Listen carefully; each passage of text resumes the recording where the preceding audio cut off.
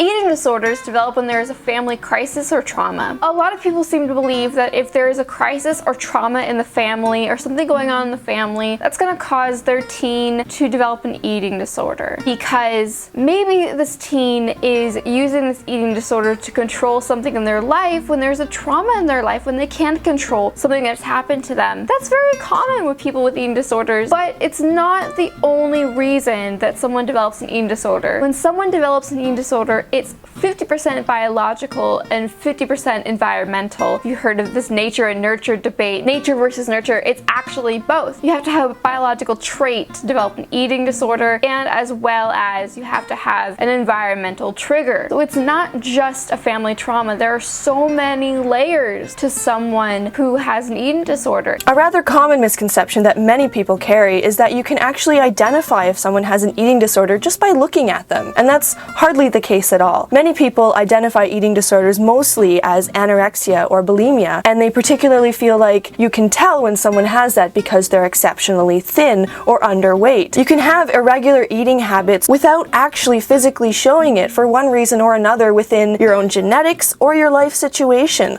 A lot of people actually strive to hide the fact that they have an eating disorder, and so in that case, there can be people normal body weight, lower body weight, or even overweight. In the end, it's not about how you look, but about how you feel about your body, and thus how you treat food and the way you eat as a response. And not everyone physically shows that. Eating disorders are just rich white girl problems. I've heard this a lot on YouTube, and a lot of it's been directed toward me, but it's not just rich white girls who are suffering from eating disorders. People from around the world are suffering from eating disorders. No matter what age, gender, race you are, what ethnicity you are, anyone can suffer from an eating disorder. Just to say that white girls are the only ones suffering from eating disorders, that means you're pushing away everyone else who doesn't fit in that category. Another surprisingly common misconception is that a lot of people seem to be under the impression that eating disorders can just be a phase that someone's going through and that they can just get over it. And this isn't the case at all. It's very much related to their mental health and how they feel about themselves. And this cannot just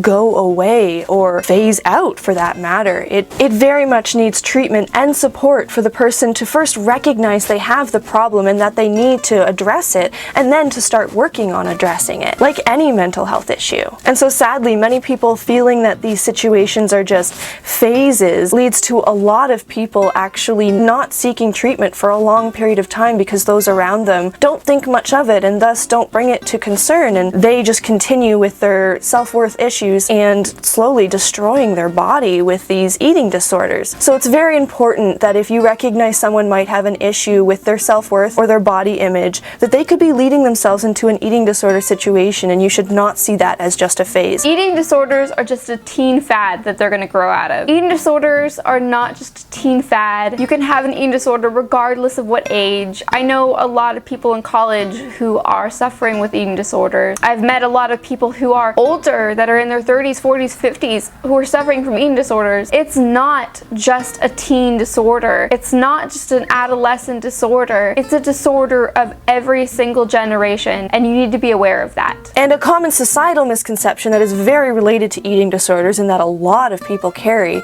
is they seem to think that dieting is normal and that a child who is over their BMI is thus overweight and should be dieting and exercising. It's funny because research shows that a lot of people understand eating disorders to be harmful, but they also accept body obsession and dieting to be a normal part of growing up, and it's just not. I mean, first off, body mass index is just a really bad way to measure if someone is or isn't overweight. It's not a very good indication of someone's overall health, and that has been determined over and over again, so something very important to know. But putting that aside, a very important fact to keep in mind with all this is that research has shown society's excessive concern with obesity in recent years has had a really detrimental impact on those with other eating disorder issues. The vulnerabilities of these people with other eating disorders are unfortunately being neglected in places like elementary school health classes, where they're learning about the dangers of fat and how to read food labels. These types of educational experiences, on top of what the media is constantly forcing on young kids in regards to their body image,